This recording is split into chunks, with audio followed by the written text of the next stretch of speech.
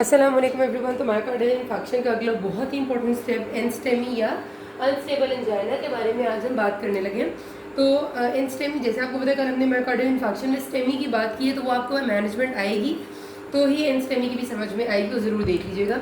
अच्छा, मैंने आपको बताया था कि मायोकार्डियल इन्फेक्शन जब होता है, कोई भी पेशेंट आपके पास आएगा, चाहे वो जो एक्यूट सवेयर चेस्ट पेन के साथ आ रहा है जो मोर देन 20 मिनट से है और साथ उसको बहुत ज़्यादा स्वेटिंग भी है और वाइटल्स में उसका मतलब बीपी वगैरह का है इतना रोल नहीं है, और वो पेन रेडिएट करिए लेफ्ट आर्म में, पर्टिकुलरली अगर वो पेशेंट एज में भी 50 प्लस है और उसको प्री मॉर्बिड भी हाइपरटेंशन डायबिटीज़ के, तो वो एक्यूट चेस्ट पेन जो है वो स्टेमी एंड स्टेमी के तौर पे इनिशियली ट्रीट होती है। बेशक अभी आपने ईसीजी नहीं की या कर भी ली है, उसमें इन दोनों में से किसी भी चीज़ का एविडेंस है तो शुरू की मैनेजमेंट सेम रहती है, जिसमें मैंने आपको बताया था 4 चीज़ें। ज़रूरत के मुताबिक ऑक्सीजन देनी है 94 से 98% तक सैट्स रखने के लिए।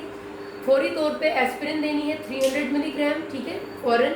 उसके बाद आईवी मॉर्फिन देनी है पेन रिलीफ करने के लिए, और नाइट्रेट्स देने हैं बीपी देख के चेस्ट पेन को थोड़ा सा कंफर्ट देने के लिए। ये 4 चीज़ें दोनों की हैं। अब इसके बाद क्या करना है, वो फ़र्क है।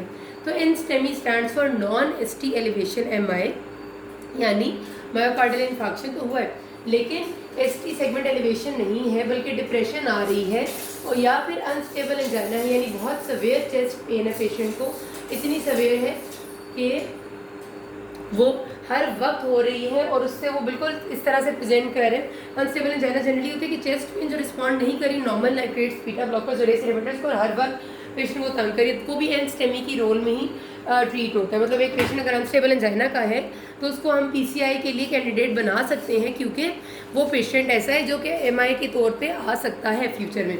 अच्छा, अब एनस्टेमी में पहला स्टेप तो हमने एस्पिरिन वाला कर दिया, 300 मिलीग्राम दे दी, ऑक्सीजन देख ली और मॉर्फिन और नाइट्रेट्स देख लिए।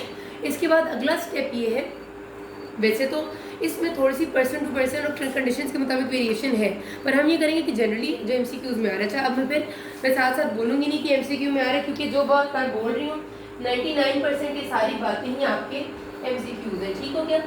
तो आपको ये सारी बातों का कमांड होनी चाहिए।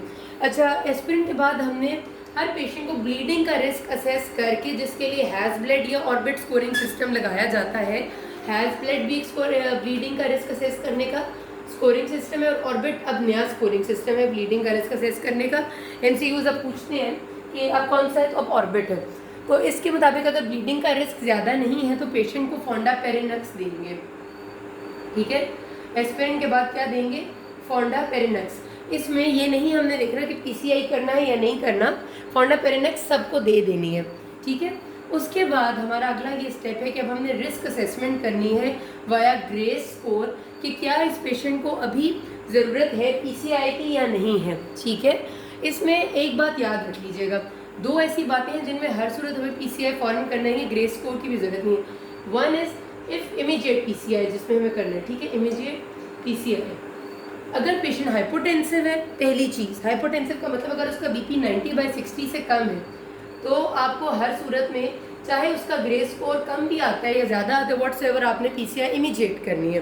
दूसरी बात कि अगर पेशेंट जो है वो इमीडिएट या high risk of grey score में आता है तो इमीडिएट पीसीआई करने के लिए आपको सबसे पहले हाइपोटेंसिव है तो लाजमी कर लेनी है, ठीक है। और एक और बात ये, अगर वो हॉस्पिटल में आया है और अभी भी उसका इस्कीमिया बहुत ज़्यादा है, यानी उसकी चेस्ट पेन और ईसीजी चेंजेस सेटल नहीं हो रहे घर से अस्पताल आने तक, और जब तक आपने उसे इनिशियल मैनेजमेंट दे दिए, एस्पिरिन और नाइट्रेट्स भी दे दिए, उसकी पेन सेटल नहीं हो रही, तो भी आपने इस्कीमिया अगर ऑन गोइंग है तो इमीडिएट पीसीआई करना ही करना है।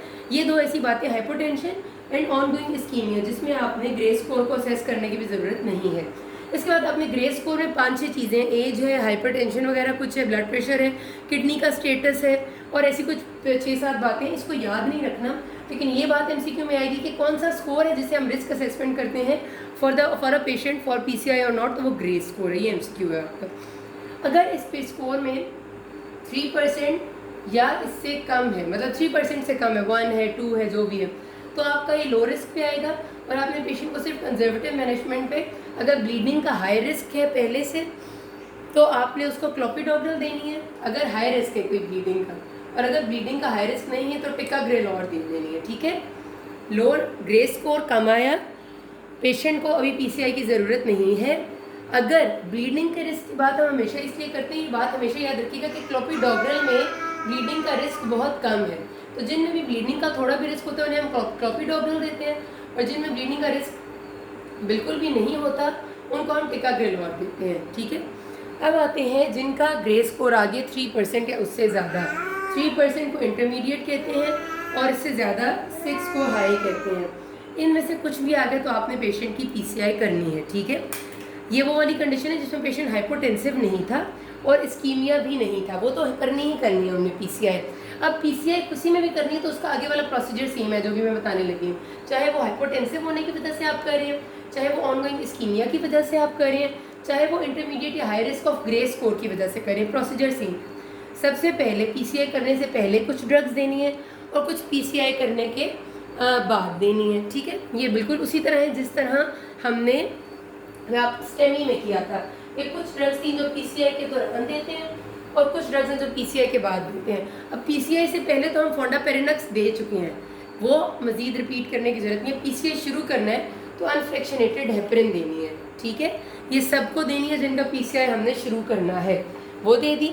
उसके बाद अनफ्रैक्शनेटेड हेपरिन के साथ हमने एंटीप्लेटलेट ड्रग्स भी देनी है जो 2 होंगी। एक तो एस्पिरिन है, कन्फर्म है, प्लस के बाद जो ड्रग आएगी वो फिर से ब्लीडिंग रिस्क पे डिपेंड करती है। अगर पेशेंट का ब्लीडिंग रिस्क बिल्कुल भी नहीं है तो टिकाग्रेलोर या प्रेसोग्रेल देंगे, दोनों की एक ही बात है। ठीक है, प्रेसोग्रेल। अगर पेशेंट का ब्लीडिंग रिस्क है या पहले से वो एंटीप्लेटलेट ड्रग्स ले रहा था तो क्लोपिडोग्रेल देंगे। ठीक है, सेम उसी तरह जैसे हमने वहाँ बात की थी। एस्पिरिन के साथ इनमें से कोई एक देनी है। ये पीसीआई करने के दौरान है, मतलब जैसे पीसीआई शुरू करने साथ ही।